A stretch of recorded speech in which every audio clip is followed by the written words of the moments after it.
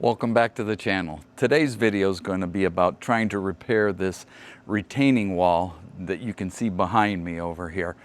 Now, it's failing cosmetically, structurally, it's fine.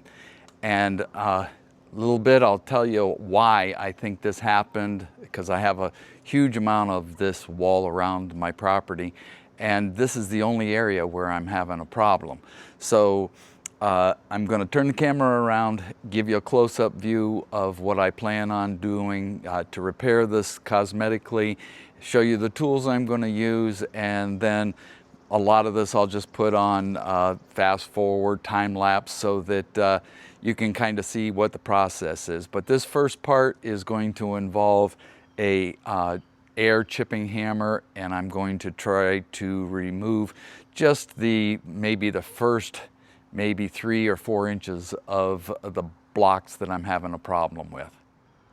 Here are the new blocks that I went out and purchased to replace the faces of my existing blocks, but they're called Versa-lok block, and I don't know if I have a color fade difference. These over here have been up for 25 years, and I'm happy with how they've held up, other than in this area. But they have some plastic pins that are here for alignment purposes, and I'm not going to worry about any of that as far as, you know, putting those pins back in. But I plan on going back into the block where they're solid, cutting off the faces of these blocks by using that still cut-off saw. It's a masonry saw. It has a diamond blade in it. And to get back to the solid, I just plan on using an air chipping hammer, and that might be a little difficult because those bits don't want to stay in one location. So I may end up doing some of it by hand with a chisel. But I got this mortar that's for interior and exterior. That's color-coded. You can see the color right here. I tried to get it as close as I could.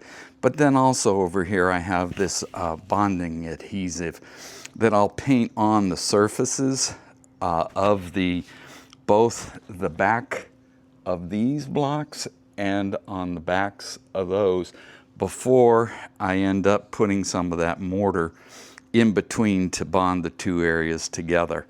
And I just have a variety of like margin trowel and pointed trowels to use to put those on, and I'll have a bucket to mix that in.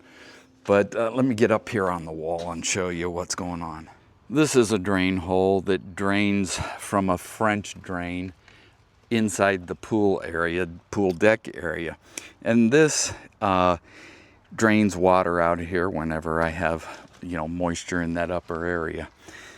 But what I see that it has done, because there's a little porosity in the tops of these, I think what's happening is water is getting down in there, freezing and thawing.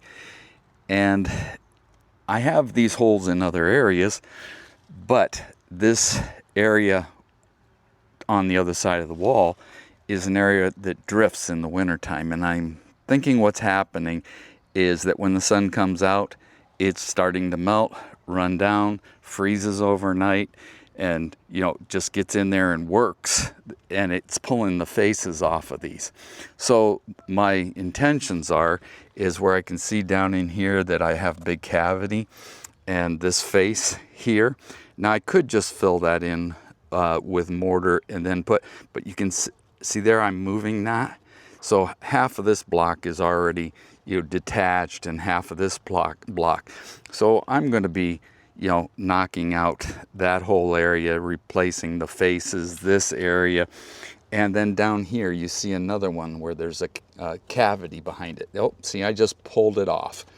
So my intentions are to beat those back to a solid part of the other, you know, the existing block, and then mortar in using that grout to secure them in there. But then also what I'm going to do is I'm going to take some of that mortar under where this water flows, and you can see almost a pattern that it takes.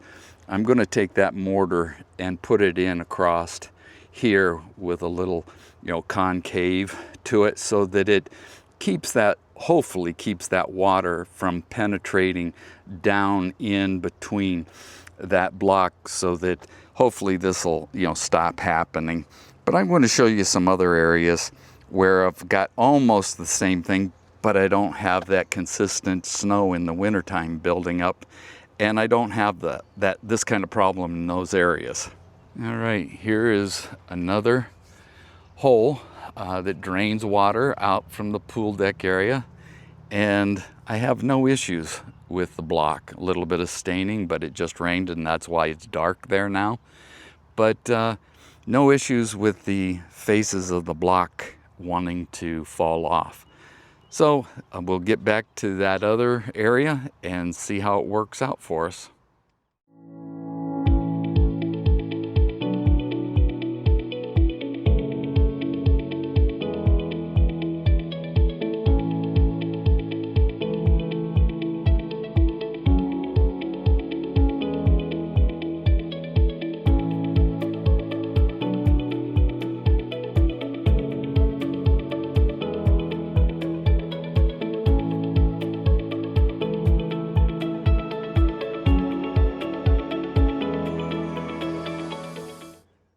After about a half hour, this is what I've ended up with. I've pulled those faces off. Those were quite easy to get off. Then I came in with the wire brush, cleaned up some things, and I noticed when I was chipping I had some divots down in some of these, but the faces are still tight on these. So I'm going to take the pressure washer and I'm going to come up here after I get rid of all of this mess, and I'm going to hit this just to clean up the loose stuff, so it'll give it something good to bond on. And I'm going to leave it a nice rough surface, and then I'll mortar in these divots. And it looks like I may need some more mortar, more than I expected anyhow. And there's a couple places I have like different surfaces. Like this one is probably 2 inches farther back in that area. So after I get that pressure washed out, I will have to get some more mortar and fill in those areas, so when I cut those block faces off, that I'm pretty consistent across the front. And I'll have to pretty much dry fit everything to make sure that I have, the gap in between them, and that there's going to be enough mortar back there to hold them. But the next step's going to be pressure wash, and then let it dry out a little bit and get some mortar in there. We'll see how this goes.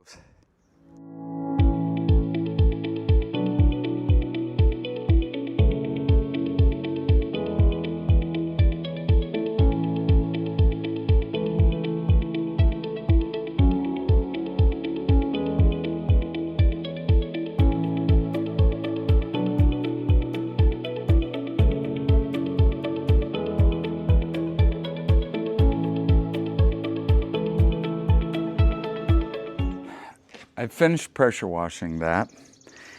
The next step is I'm going to take some of this bonding agent, throw it in this dry bucket with a brush. Then I'm going to go up.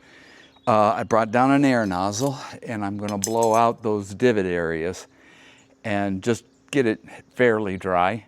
And then I'm going to go ahead and paint those areas with that bonding agent. I'm going to leave the leftover bonding agent in the bottom of the bucket, and then I'm going to put some mortar with it and just a little bit of water, kind of a 50-50 mix between the bonding agent and the water, and that helps that mortar stick to that. And then I'm going to let that dry overnight, and we'll come out and see how it turned out.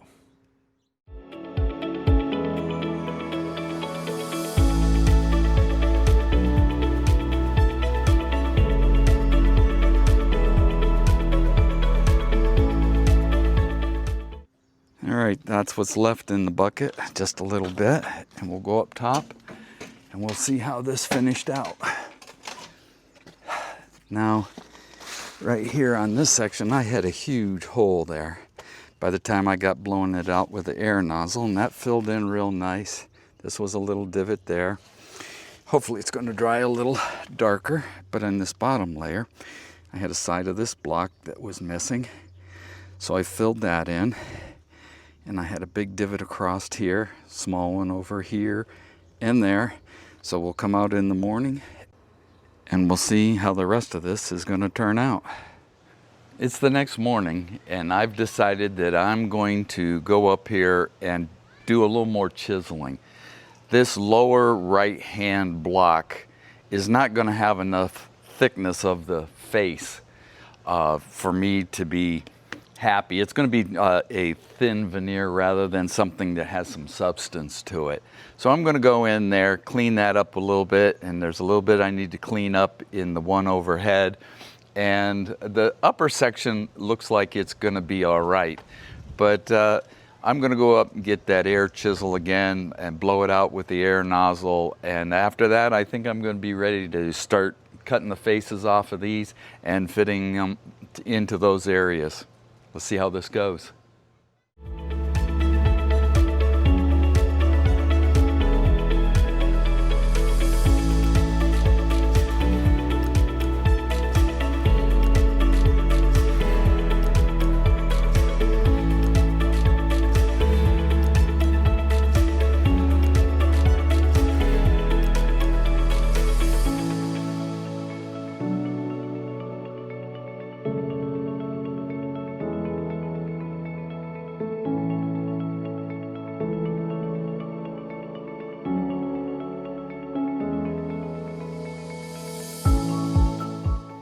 All right, I've chipped off enough of the surface of this existing block that I feel that I'm going to have enough face surface out here as far as thickness and still have at least an inch of mortar grout in behind it to hold it into place.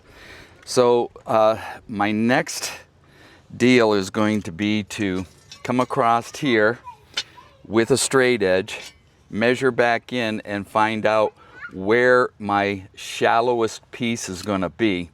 And when I come up with that measurement, that's what I'm going to do. I'm going to subtract that inch for the mortar, and then I'm going to cut that block to that dimension.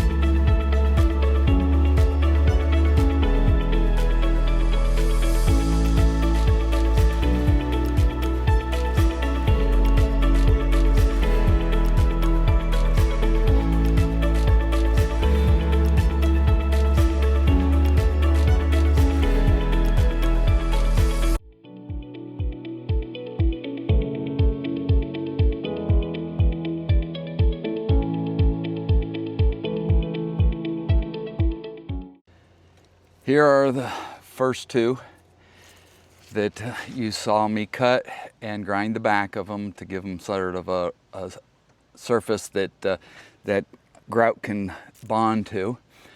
And they actually have a little gap in between the top. So I'm going to lay down a bed of that grout at the bottom before I place them in to hold them closer to the top. And then I'm going to butter the back of these two blocks here, and I'm going to butter the surface. But before I do that, I'm going to take that bonding agent and paint on there and mix up a good sized batch of that grout and see how far it gets me.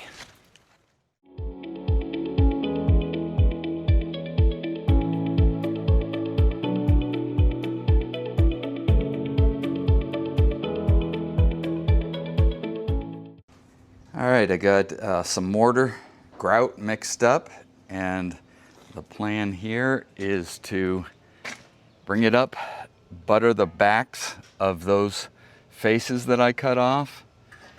I've got it all prepped with that bonding agent that is both in the grout and coated on all the surfaces that are going to have the mortar. And I'll put it on time lapse and see if we can't get these bottom two in place.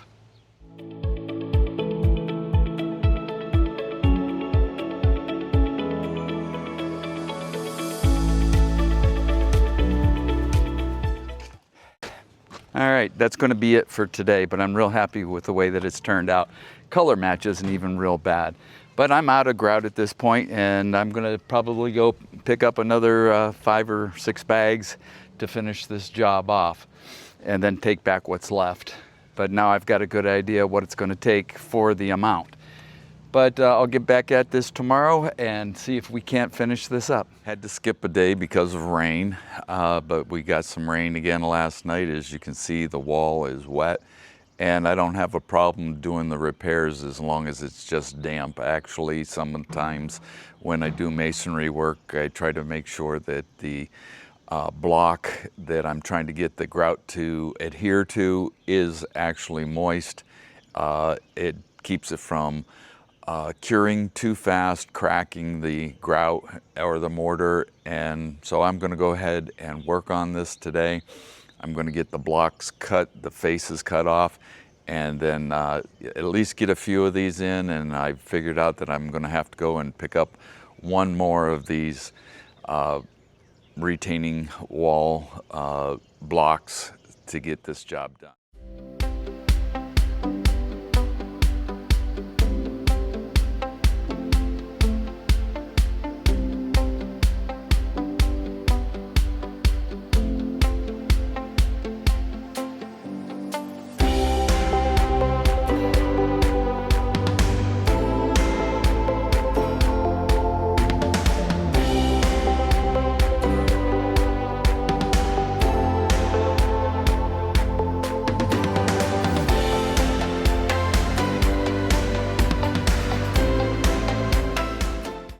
All right, this video is just about done. I had to run to our semi-local supplier, pick up one more block face, the whole block, so I could cut the face off.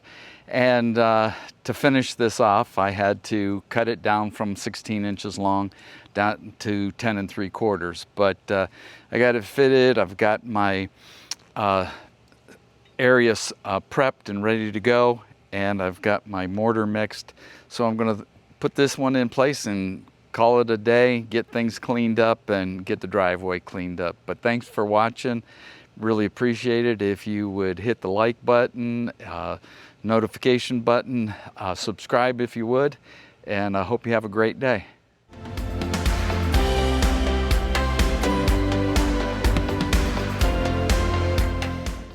Okay, there it is repaired. The wall was 29 years old. So hopefully it'll last us another 29 years or more. Thanks for watching.